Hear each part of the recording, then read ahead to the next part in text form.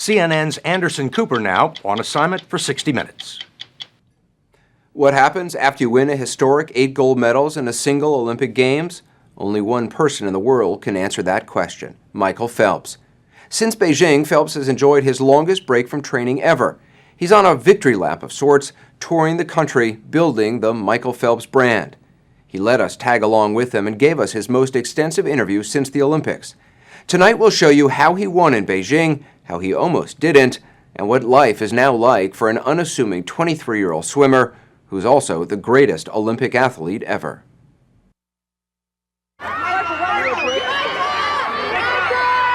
The red carpet at MTV's Video Music Awards in Hollywood.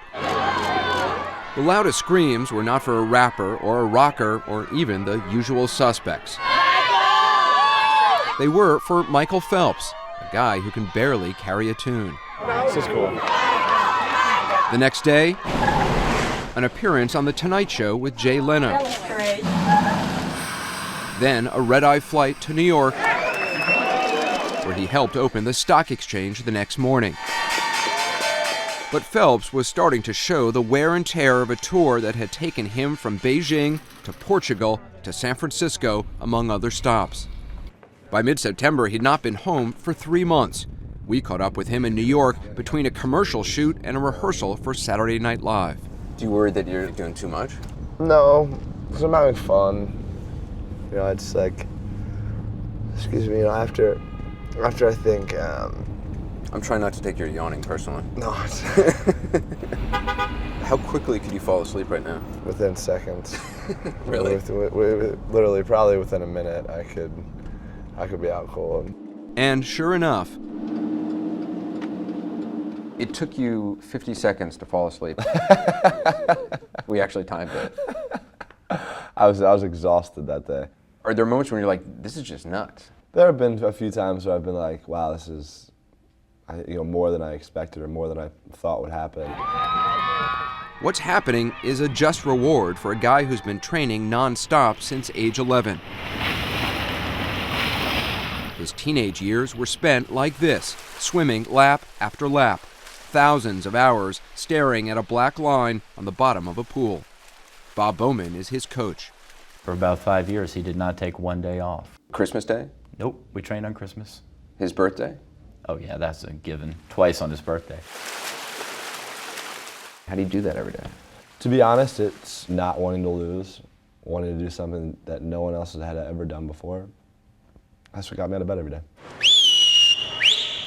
The workouts were so intense, Bowman became known as the mad scientist. What were some of the toughest workouts? 10,000 meters for time. Just 10,000 meters all out? Yeah, ready, go.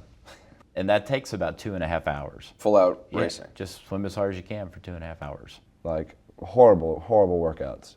You know, when you see them on paper, you're like, I can't do this. He makes us do it, so we're more confident and we know that we can do anything that we put our mind to. Payoff came at the 2004 Athens Olympics. Phelps won 6 gold medals, an extraordinary achievement, but he just missed Mark Spitz's record of 7 golds. Then came Beijing, and a chance to make history. To win 8 golds, Phelps needed to swim 17 times in 9 days. So many things could go wrong in Beijing, and they did. In the 200-meter butterfly final, his goggles filled with water virtually from the start. They started filling up more and more and more, and about 75 meters left in the race, I could see nothing. I couldn't see the black line. I couldn't see the T. I was purely going by stroke count. And I couldn't take my goggles off because they were underneath 2 swim caps. Somehow, he not only won his 4th gold medal of the Games, he also set a world record. But after winning his 6th gold, 1 short of Spitz's record, Phelps now admits for the first time he was whipped. I remember saying, I got nothing left. I could just see it in his face. If you look at the pictures right after the race and he was in the water, I thought, wow, he is really tired. Then came the 100-meter butterfly final, the race everyone remembers. With little left in his tank and a historic 7th gold medal on the line, Phelps was behind Serbia's Milorad Kavic with just 35 meters to go. I was like, please get your hand on the wall first. Please get your hand on the wall first. I remember like the last 2 or 3 strokes that I had misjudged the finish. I thought that was the race. I saw I had won and turned around, looked at the board, and saw it was by 1/100th. And that's where the emotion came out. That's where, the big splash of the water, like the big roar. I mean, you could tell that I was pretty intense after that race. A photo finish if ever there was one. That's Phelps on the left, Kavich on the right. Looking at these photos, Phelps noticed something. What's going on there? You see here, he's picking his head up before he's finishing. So it's acting as like a speed bump. So he's coming up and then trying to lift his head up before he touches the wall. And now mine's in a straight streamline. So that's the difference of the race. If his head's down there, he wins. Hands down wins the race. A tilt of the head helped Michael Phelps become an Olympic legend. And look at me. Beauty. The cover shoot for Sports Illustrated was the kickoff to a marketing frenzy few other Olympic athletes have ever experienced. Michael Phelps.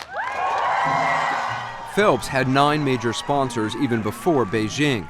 Now he's overwhelmed with proposals. It's been a crazy ride.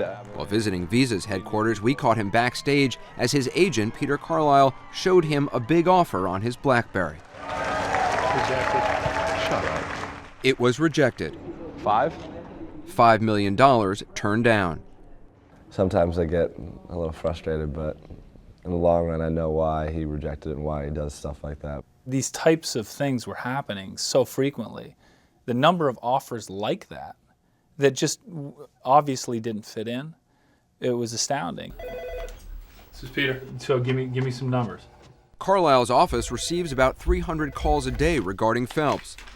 But he's only looking for companies that fit Phelps's lifestyle.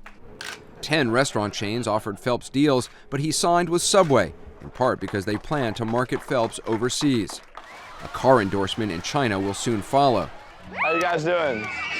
To entice more kids to swim, he set up a foundation, and a Michael Phelps video game is in the works.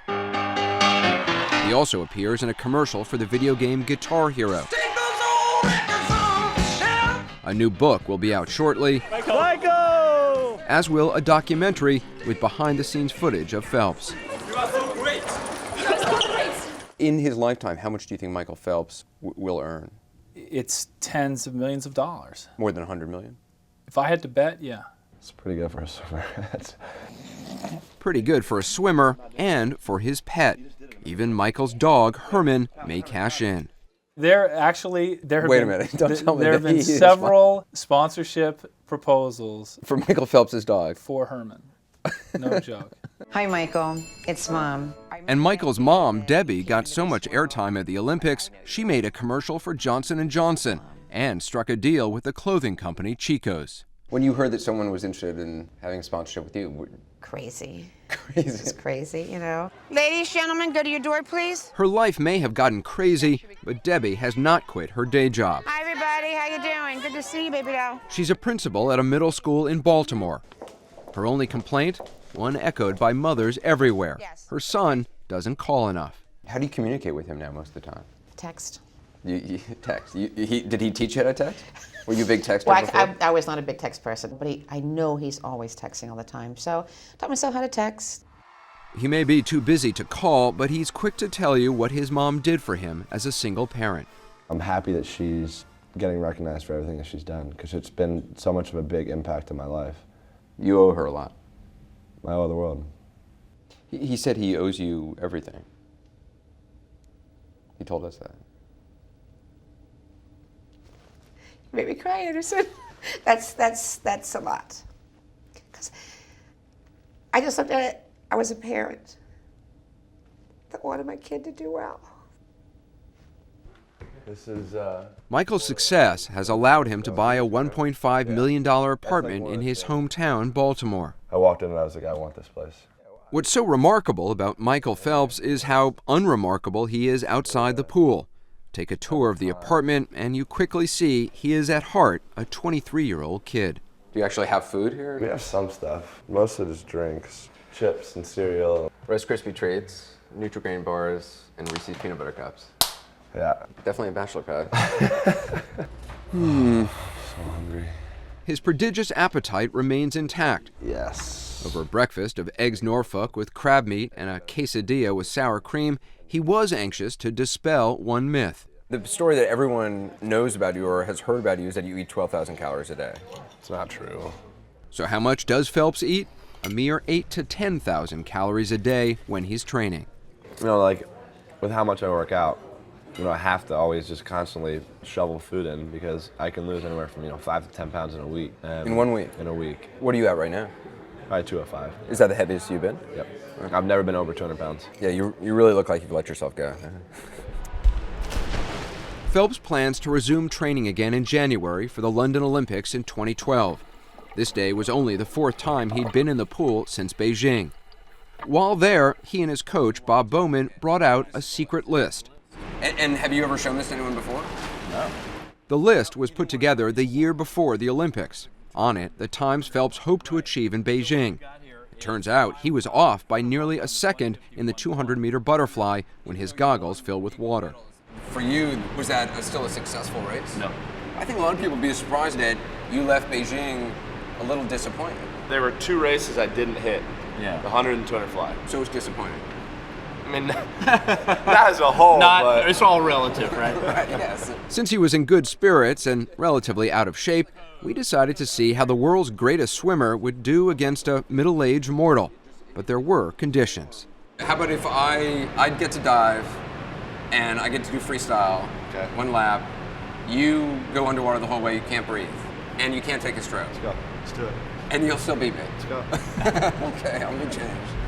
Yeah, let me. Take your mark. Go.